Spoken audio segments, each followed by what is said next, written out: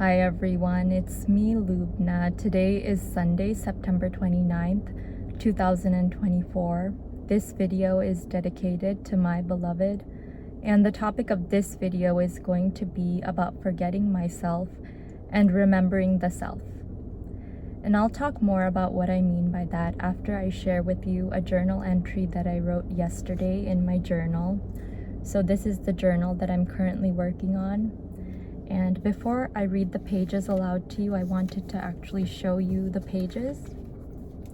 So these are the two pages that I'm going to read aloud to you. And here it goes. I am now at the Foothills Public Library on 57th Avenue. It is 3:07 p.m. I am so glad that I came here. I knew that God had a purpose for bringing me here today. After I walked into the library, I briefly went to look at the used books for sale near the entrance doors. I saw a copy of Miguel de Cervantes' Don Quixote, a copy of Walt Whitman's Leaves of Grass, and a copy of Eleanor Porter's Pollyanna. While I was looking at these books, a beautiful melody suddenly reached my ears, seemingly out of nowhere. I followed the beautiful melody and was led to the event room near the library's entrance. A group of about 20 elderly folks were gathered in a circle of chairs, and each person was playing his or her own instrument. Most of them were playing guitars. The melody filled my soul, and for the first time in a very long time, I felt an overpowering sense of childlike joy and free-spiritedness. I did not know what exact song they were playing, but I knew that it touched something very deep within my soul. I felt centered, and the moment was all that mattered. Then one of the group members started to sing, and it almost brought me to tears. The music just made me so happy. If I had lived for that moment alone, it would have made my entire life worthwhile. I looked at each of the members of the group, one by one. As my eyes traveled from one person to the next, my mind and heart saluted the divinity in each.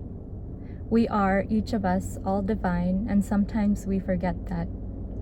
I have forgotten it, but now I am remembering. I am figuratively walking myself back home.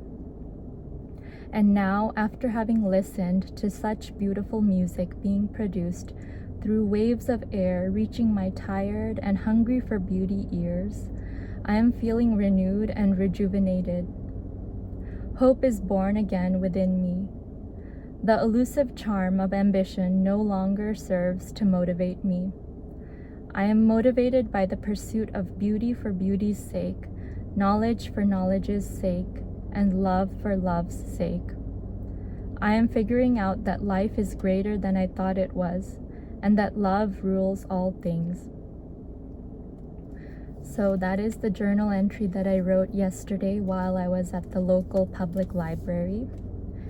And I had gone to the library to read some chapters that I had been assigned in my sociology textbook for the sociology course that I'm currently taking.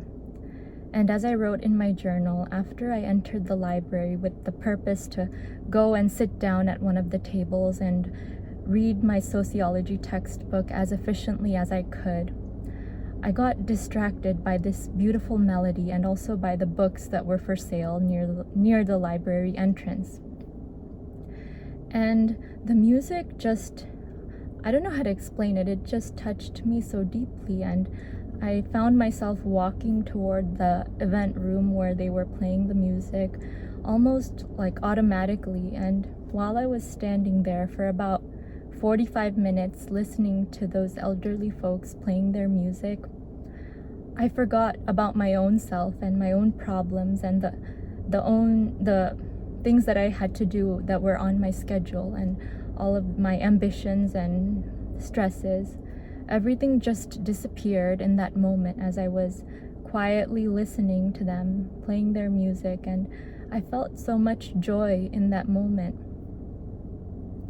And it just goes to show that things like that, like music and art and other beautiful things that touch our soul, allow us to forget about ourselves and our problems and help us realize that the world and the universe and everything is much larger than just us. It's not all about us.